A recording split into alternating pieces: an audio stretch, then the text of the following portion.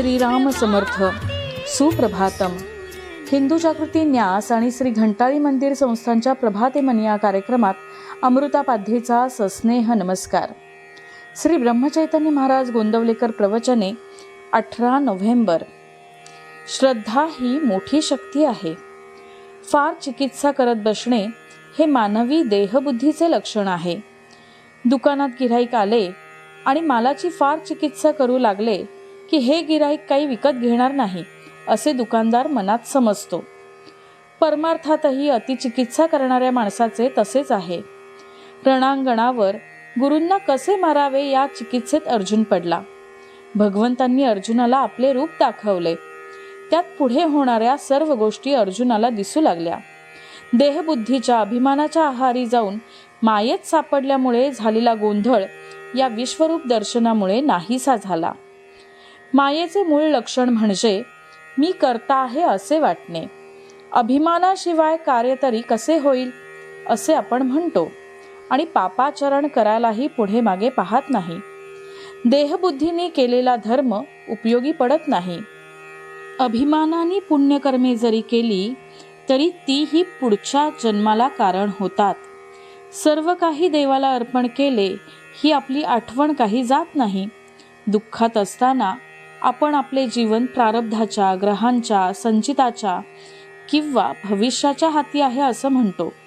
परंतु ते भगवंताच्या हाती आहे ही श्रद्धा उडून आपण त्याला विसरतो.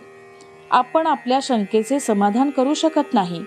त्यासाठी आपण कुठेतरी विश्वास ठेवला पाहिजे. आपण आजपर्यंत जगलो याला काय कारण सांगता येईल? आपण मेलो नाही म्हणून जगलो इतकेच. मी कसा जगलो याचे कारण कुणालाही सांगता येणार नाही.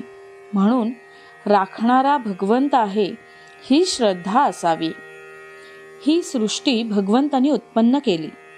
सृष्टीमध्ये भगवंत सर्व ठिकाणी भरलेला आहे. तो आनंदमय आहे.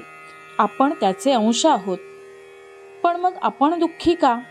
याचे उत्तर असे की देव आहे असे खऱ्या अर्थाने आपण वागत नाही. जिथे भगवंत आहे तिथे आपण त्याला पाहत नाही. श्रद्धेने साधन करीत नाही. श्रद्धेशिवाय कधी कुणाला परमार्थ साधायचा नाही. श्रद्धा ही फार बळकट आणि मोठी शक्ती आहे. श्रद्धेने जे काम होईल ते कृतीने होणे कठीण जाते. विद्या, बुद्धी, कला इत्यादी गोष्टी बिळासारख्या आहेत. त्यांच्यामधून श्रद्धा झिरपून जाते. विद्वानांच्या मते आपापसात जमत नाहीत आणि त्यामुळे आपली श्रद्धा डळमळते आणि मग आपल्याला आणखी वाचन केल्याशिवाय चैनच पडत नाही. आपल्या स्वभावामध्ये भगवंताच्या श्रद्धेपासून उत्पन्न झालेला धीमेपणा म्हणजे धीर पाहिजे. आपण आपल्या स्वतःवर जेवढी निष्ठा ठेवतो तेवढी जरी भगवंतावर ठेवली तरी आपले काम होईल.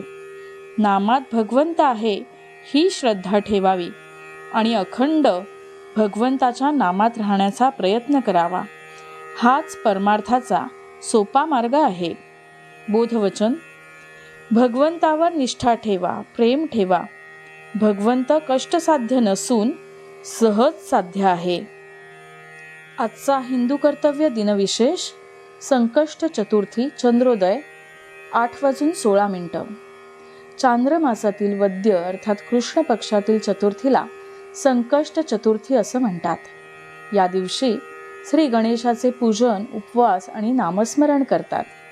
घंटाळी मंदिरामध्ये दर चतुर्थीला होणाऱ्या सामूहिक अथर्वशीर्ष पाठात नक्की सहभागी व्हावे. वेळ सकाळी 10:30 ते 12:30.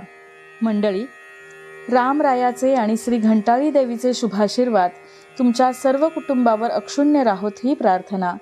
जानकी जीवन स्मरण. जय जय राम.